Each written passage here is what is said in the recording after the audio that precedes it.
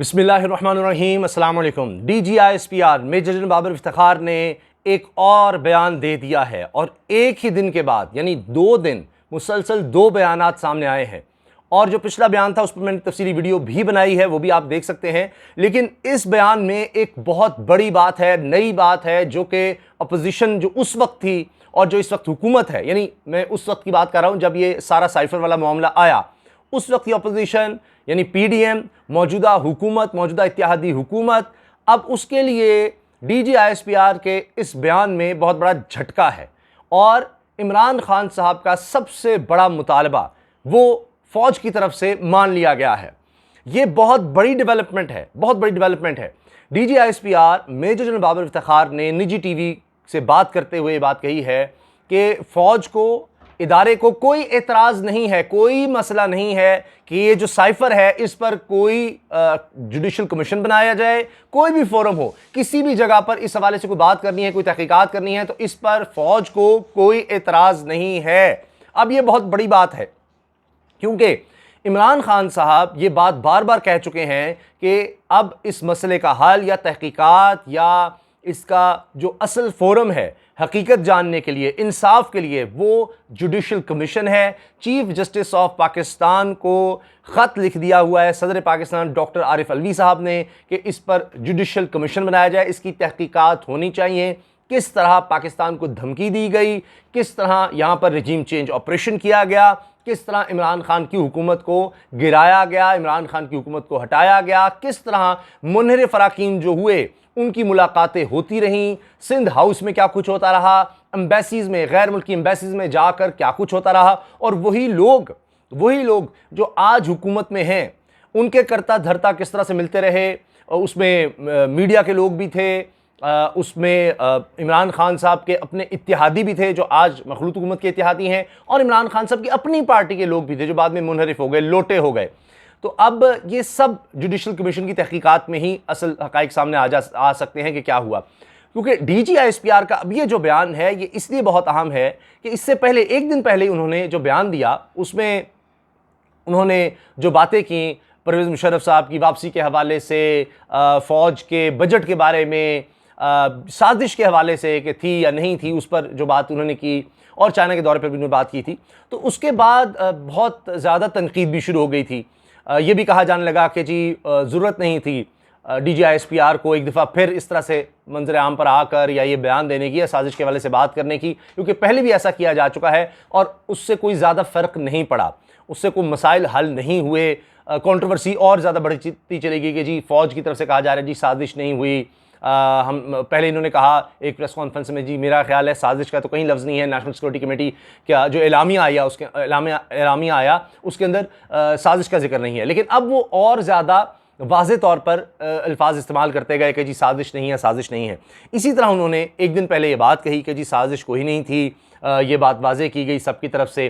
तो और जो भी उसके रद्द-ए-अमल में कहा गया, यानी नेशनल सिक्योरिटी कमेटी में जो जिस तरह से धमकी दी गई पाकिस्तान को सफ़ीर की तरफ से, और फिर पाकिस्तानी सफ़ीर ने उस बारे में बताया और पाकिस्तानी सफ़ीर उस बात पर कायम रहे कि दूसरी नेशनल सिक्योरिटी कमेटी में उन्होंने कहा कि जी बिल्कुल है, खुली मुदाखलत तो है और ये सारी चीज़ें हुई हैं। पाकिस्तान को धमकी दी गई कि जी इमरान खान की हुकूमत को अदम एतमाद के ज़रिए हटाया जाए और फिर आपको माफ़ी मिलेगी, वरना अगर नहीं हटाया जाए, अदम एतमाद कामयाब नहीं होती, इमरान खान वज़ीर-ए-आज़म रहा, तो फिर इसके नतायज होंगे, कॉन्सिक्वेंसेस होंगे। तो ये बात सारी होती रही। तो DGISPR फिर अगले ही दिन क्यों दोबारा आकर ये कह रहे हैं कि जी इस पर कोई जुडिशल कमीशन बनता है, किसी भी फोरम पर तहकीकात होती है, फ़ौज को इस पर कोई एतराज़ नहीं है। तो इस पर मैंने जिस अर्ज़ किया कि तनकीद होना शुरू हो गई कि जी बार बार क्यों आ रहे हैं, क्यों कह रहे हैं। तो इसमें मेजर जनरल बाबर इफ्तिखार ने, DGISPR ने, फ़ौज के तर्जुमान ने बात भी कही है कि मैंने कोई सियासी बयान नहीं दिया, कोई सियासी बयान नहीं था।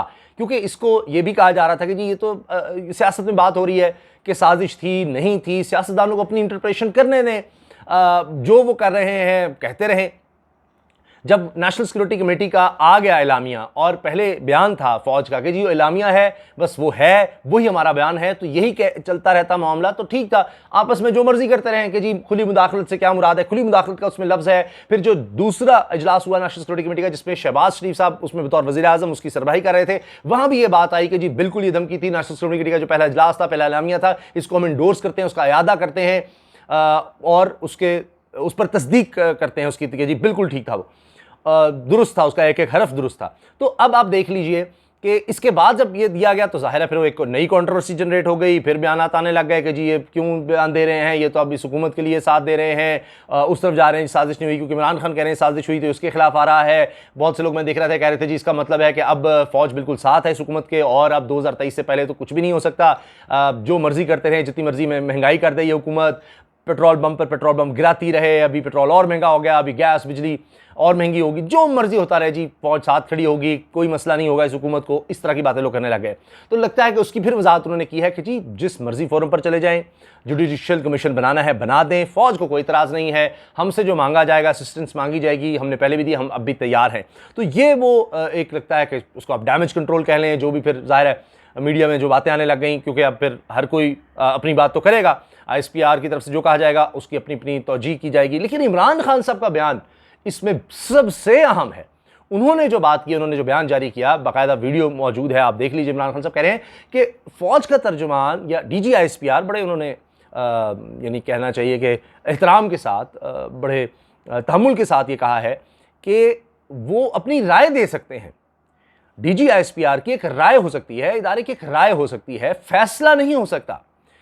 फैसला तो ये जुडिशियल कमीशन ही कर सकता है, चीफ जस्टिस ऑफ पाकिस्तान के जरिए ही ये चीज़ हो सकती है, और इसका कोई हल नहीं है। तो ये एक दलील ज़रूर थी, बड़ी बड़ी मजबूत दलील थी इमरान खान साहब की तरफ से कि भाई राय हो सकती है। एक राय इमरान खान की है, जिस तरह वो खुद कह रहे हैं कि जी एक राय हमारी है, एक हमारी हुकूमत की राय थी, एक PDM हुकूमत की राय है, अपोजिशन की राय हो सकती है, मौजूदा हुकूमत की हो सकती है, इत्तेहादी जमातों की हो सकती है, किसी साफ़ी की हो सकती है, मेरी हो सकती है, आपकी हो सकती है, किसी दानिश्वर की हो सकती है, कोई भी मामला हो उस पर हम सबकी मुख्तलिफ राय हो सकती है।